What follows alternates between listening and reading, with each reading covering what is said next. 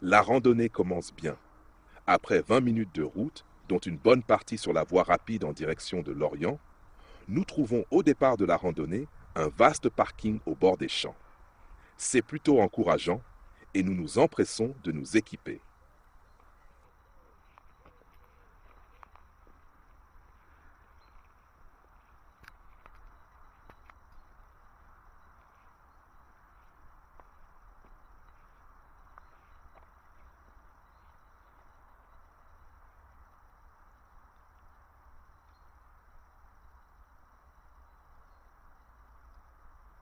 Quelques mètres seulement après le parking, nous nous retrouvons dans un verger.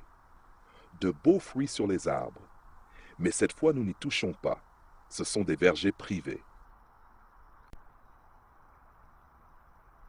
Le chemin arrive à l'orée d'une forêt. Et tandis que je prépare la caméra, Rachel m'interpelle en silence pour me montrer à quelques dizaines de mètres un chevreuil sur le chemin herbeux qui nous regarde avec autant d'intérêt que nous le regardons. Malheureusement, le bip du déclenchement de la vidéo, si imperceptible soit-il, aura pour effet de le faire fuir. Je n'aurai donc pas d'image à vous montrer.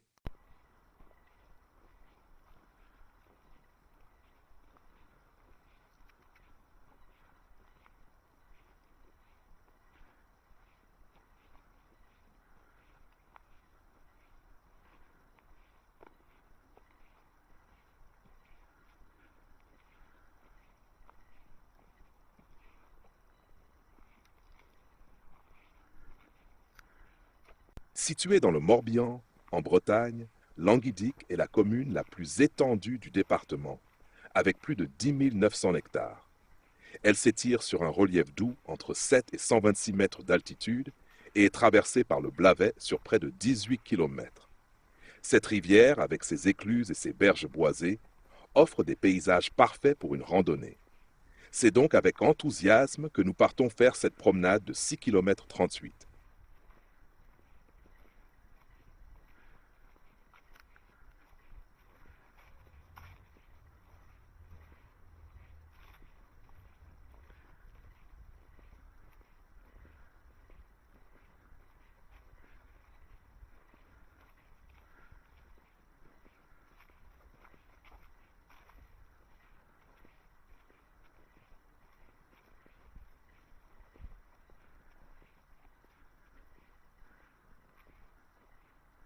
Alors que je me redressais après avoir filmé un petit champignon au creux d'une souche, Yann, qui était là, me fit sursauter.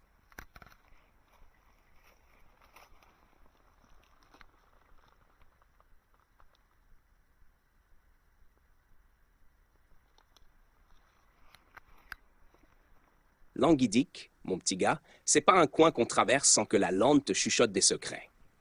Là-bas, il y a la chapelle Saint-Avoie qu'on dit bâtie sur un ancien lieu druidique. Les anciens racontaient qu'à la tombée du jour, les pierres chantaient. Pas des chansons d'église, non, mais des airs anciens, comme si la terre se souvenait.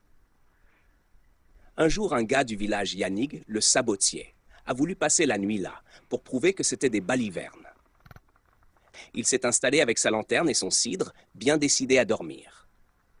Mais à minuit, la lanterne s'est éteinte toute seule et il a entendu des pas. Pas lourds, des pas légers comme ceux d'une danse. Il a vu des ombres tournoyer, des silhouettes vêtues de brume et au centre, une vieille femme avec une coiffe d'argent qui lui a dit « Tu écoutes, mais tu n'entends pas.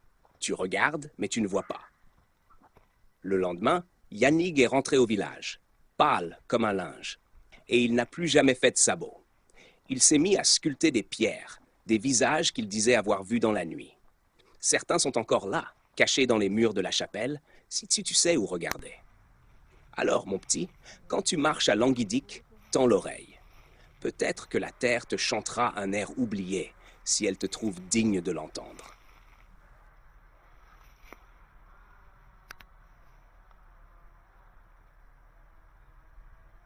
Nous attendions avec impatience de voir les marécages annoncés. Mais quelle fut notre déception de voir qu'ils étaient à sec, aucune vie n'y est présente. C'est peut-être les effets de la météo capricieuse, il y a un bon mois qui n'a pas véritablement plu, un comble pour la Bretagne.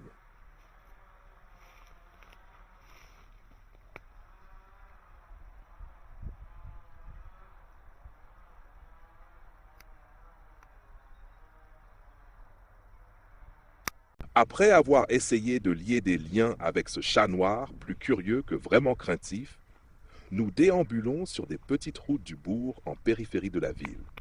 À croire que le créateur, cette balade, voulait nous faire voir ces maisons sans grands intérêts architectural.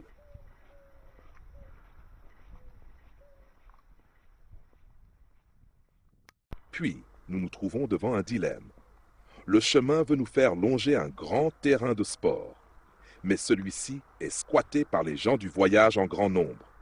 Nous n'avons rien contre ces gens. Nous sommes de grands voyageurs nous-mêmes, mais ne voulant ni les déranger, ni attirer leur curiosité sur ce que nous faisons là, nous bifurquons pour continuer sur la route. Cette randonnée n'est pas très bien notée sur Internet, mais comme nous aimons nous rendre compte par nous-mêmes, nous avons voulu lui donner une chance de nous convaincre. Il est annoncé un patrimoine religieux encore important, avec pas moins de 23 chapelles, d'un grand nombre de fontaines et de calvaires. Nous nous attendions donc à une randonnée spectaculaire, alors pourquoi une si mauvaise note?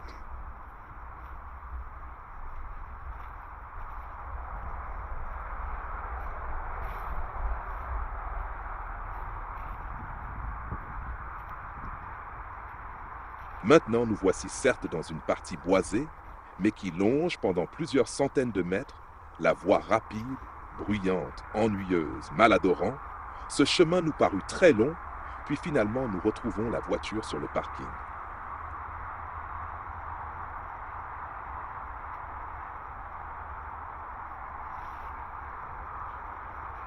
Très déçus de cette randonnée, nous sommes presque contents de retrouver notre véhicule pour quitter ces lieux pas du tout adaptés à la randonnée pédestre, ni autres d'ailleurs. Nous n'avons même pas trouvé un espace intéressant pour faire notre rituel pause goûter. Alors oui, nous confirmons que l'avis pas très flatteur que nous avons lu sur cette randonnée est justifié. Cette balade est juste bonne pour les résidents pour sortir les enfants dans les bois le dimanche quand il fait beau.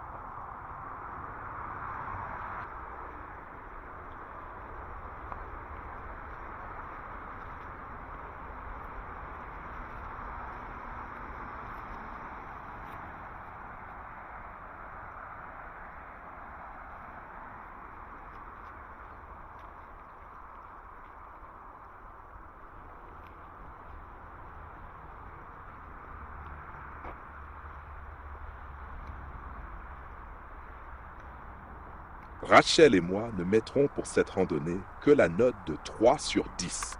Ce qui n'est vraiment pas flatteur, nous le savons bien, mais nous ne sommes pas des menteurs. Nous vous disons à une prochaine promenade qui, espérons-le, sera plus intéressante. À très bientôt.